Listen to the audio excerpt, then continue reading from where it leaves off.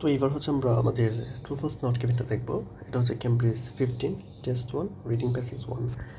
তো আমাদের first of all হচ্ছে আমরা এটা সলভ করার জন্য স্ট্র্যাটেজিটা আছে সেটা হচ্ছে দেখতেছি, অর্থাৎ true false not given question কীভাবে সলভ করতে হয়। তো আমাদের ট্রু কখন হবে? যখন হচ্ছে same meaning as the passage, অর্থাৎ কোয়েশ্চেন এবং প্যাসেজ যদি সেম মিনিং প্রোভাইড করে then we can say that it's true.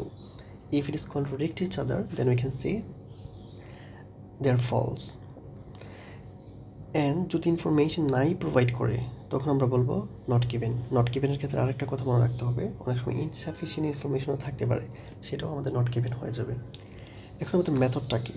Find evidence. আমরা হচ্ছে কিওয়ার্ডটাকে লোকেট করব, আশেপাশে 1-2টা লাইন পড়ব, কম্পেয়ার দ্য মিনিং করব কার সাথে? কোয়েশ্চেন এবং প্যাসেজ, দেন ডিসাইড করবো এটা কী হবে।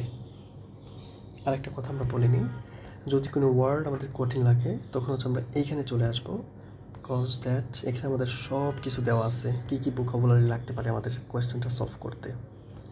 এবার আমরা জাস্ট একটা কোয়েশ্চেন দেখে নিই এবং কিওয়ার্ডটা হাইলাইট করে নিই। যদি 5 নম্বর কোয়েশ্চেন, আচ্ছা আরেকটা জিনিস আমরা এখানে বলে রাখি, আমাদের টোটাল কোয়েশ্চেন দেওয়া আছে 3টা, 5, 6 and 7। যদি আমাদের একটা ট্রু হয় একটা ফলস হয় অন্যটা হচ্ছে অটোমেটিক্যালি নট গিভেন হয়ে যাবে ম্যাক্সিমাম টাইম।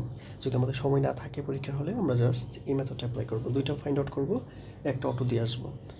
ওকে, এইবার হচ্ছে আমরা এখান থেকে মিডল এজ থেকে আমরা কী নিলাম? একটা কিওয়ার্ড নিলাম, বক এটা একটা কিওয়ার্ড, এবং ট্রিয়েটি অফ ব্রিদা এটা আমাদের একটা কিওয়ার্ড। এবার আমাদের কাজ হচ্ছে কিওয়ার্ডটাকে মাথায় রাখবো, প্যাসেজে চলে যাব। যখন প্যাসেজে গিয়ে এটা পাবো দেন হচ্ছে কম্পেয়ার করব। তো ফার্স্ট হচ্ছে আমাদের মিডল এজ, এটা আমাদেরকে খুঁজতে হবে। তো এর আগের দিন হচ্ছে আমরা প্যারাগ্রাফ 1টা দেখছিলাম, এখন হচ্ছে প্যারাগ্রাফ 2 থেকে দেখা শুরু করব। তো এই যে মিডল এজ আমরা হচ্ছে পেয়ে গেছি এখানে। এখন হচ্ছে আমরা কী করবো? আশেপাশে কয়েকটা লাইন পড়বো এবং আমরা হচ্ছে কোয়েশ্চেনটার সাথে কম্পেয়ার করব। এখন আমাদের কোয়েশ্চেনটা কী দেওয়া আছে এখানে? কোয়েশ্চেনটা দেওয়া আছে, in the middle age most Europeans knew where nutmeg was grown. মানে ইউরোপিয়ানরা জানতো কোথায় হচ্ছে নাটমার্কটা গ্রো করে বা বৃদ্ধি পায় বা ডেভেলপড হয়, এই ধরনের কথা। তো আমরা যেখানে আমাদের কিওয়ার্ডটা পাইছি এখন এর আশেপাশে লাইনগুলো পড়বো, দেন কম্পেয়ার করবো, ডিসাইড করব। So nutmeg was highly priced. আরেকটা কথা না বললেই না হয়, যেমন এখানে মেইন আইডিয়াটার মধ্যে কী দেওয়া আছে? আমাদের হাই ভ্যালিউ, অর্থাৎ স্পাইসটা হাই ভ্যালু ছিল মিডিভেল ইউরোপে। মিডিভেল বলতে ওই যে মিডল ইস্টটাকে, Arab control of its trade, আরব হচ্ছে কন্ট্রোল করতো। অর্থাৎ আমরা যখন ফুল প্যাসেজটা পড়বো এইটাই পাবো। তো আমাদের কিওয়ার্ড হচ্ছে এটা।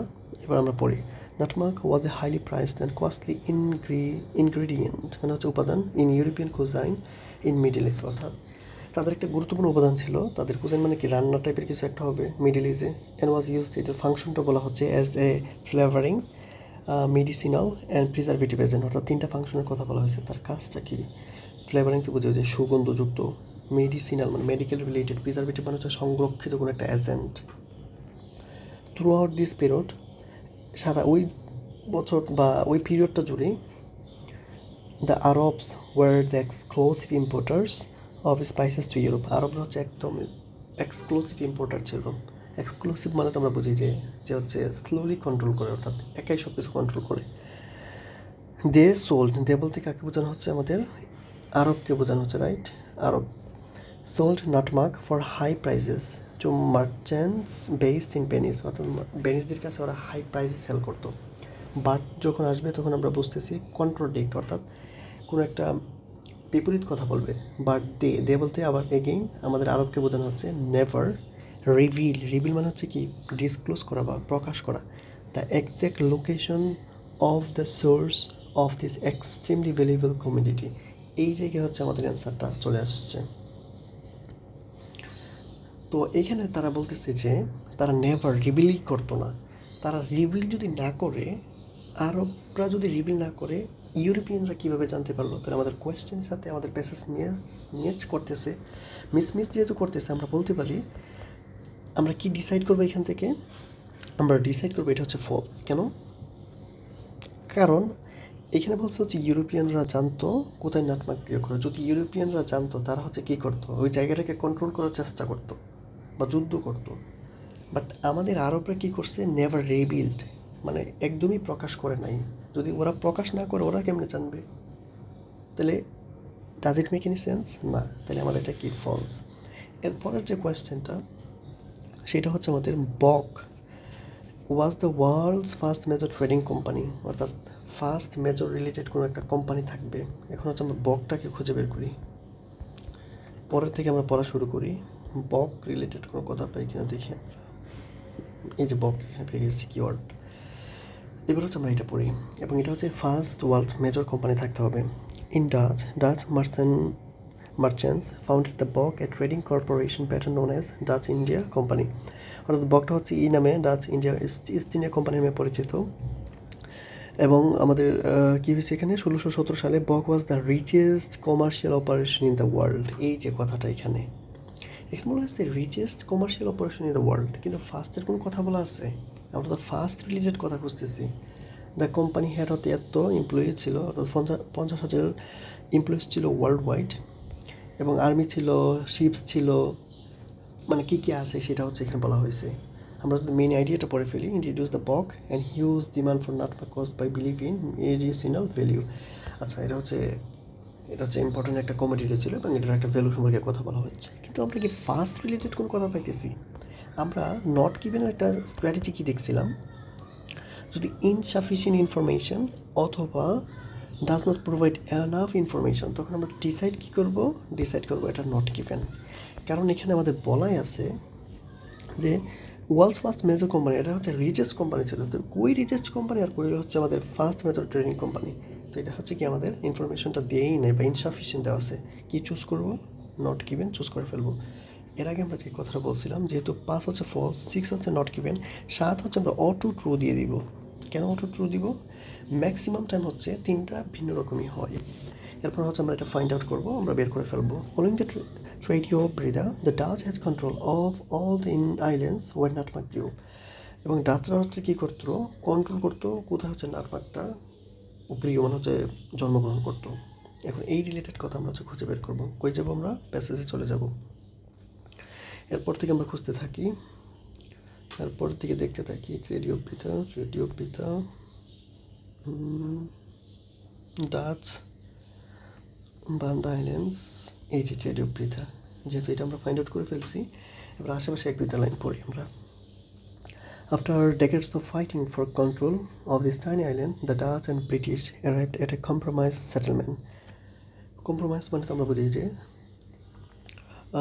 আপোষহীন বা মীমাংসা করা, settlement. The treaty Breda in 1667 অর্থাৎ 1667 সালে intend on securing their hold over every nutmeg producing island, তারা হচ্ছে হোল্ড করে ফেলছিল। The Dutch offered a trade, এবং ডাচরা কী করছে? ব্রিটিশদেরকে একটা অফার দিয়েছে। If the British would give them the island to run, যদি তারা মানে ডাচদেরকে ব্রিটিশরা আইল্যান্ডটা রান অর্থাৎ ক্ষমতাটা দেয়, তারা যদি পরিচালনা করতে দেয়, দে উড ইন টার্ন কি British a distant and much less valuable island in North America, অর্থাৎ অন্য আর একটা আইল্যান্ড তারা হচ্ছে মাছ লেস ভ্যালুয়েবল আইল্যান্ডটা দিয়ে দিবে। দ্য ব্রিটিশ এগ্রিড, ব্রিটিশরা হচ্ছে কী করছিল? এগ্রিড করে ফেলছিল। That other island was Manhattan, which is how New Amsterdam became New York. আচ্ছা, নিউ ইয়র্কের কথা এখানে বলা হয়েছে। The Dutch now had a monopoly over the nutmeg trade which would last for another century. এই যে আমাদের কথাটা এখানে পেয়ে গেছি আমরা। The Dutch had now monopoly, তো বুঝি আমরা যে একাই যারা হচ্ছে সব কিছু কন্ট্রোল বা পাওয়ার করে। Over the nutmeg trade which would last for another century. তো আমাদের কিওয়ার্ডটা ছিল এখানে, বাট আমাদের মেইন কথাটা পাইছি হচ্ছে এখানে।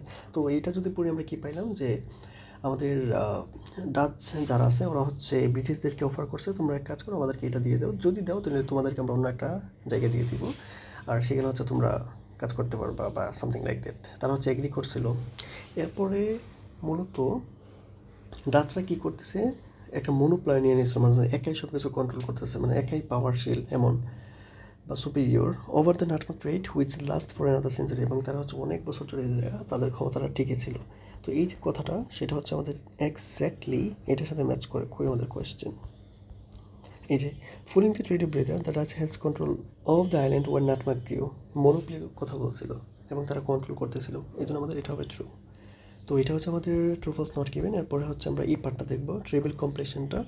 ট্রেবল কমপ্লিশনের যে আমরা স্ট্র্যাটেজিটা আছে সেটা দেখবো ফার্স্ট, দেন কমপ্লিট করবো। এখন হচ্ছে আমাদের কী দেওয়া আছে, আমাদের স্ট্র্যাটেজিটা দেওয়া আছে। ভোকাবুলারি লাগলে আমরা হচ্ছে ভোকাবুলারি দেখতে পারবো। তো আমরা যেমন আজকে কয়েকটা ভোকাবুলারি পাইছিলাম। Ingredient something use to make food, মানে উপাদানকে বোঝাচ্ছে। Medicinal, related to treating illness. Exclusive হচ্ছে limited or one person or group. Dominance, control or power to other groups. Distribution, delivering goods or different places. এগুলো হচ্ছে আপনারা পড়লে বুঝতে পারবেন। তো এইটা হচ্ছে, এরপর হচ্ছে আমরা পরের পার্টটা দেখতেছি।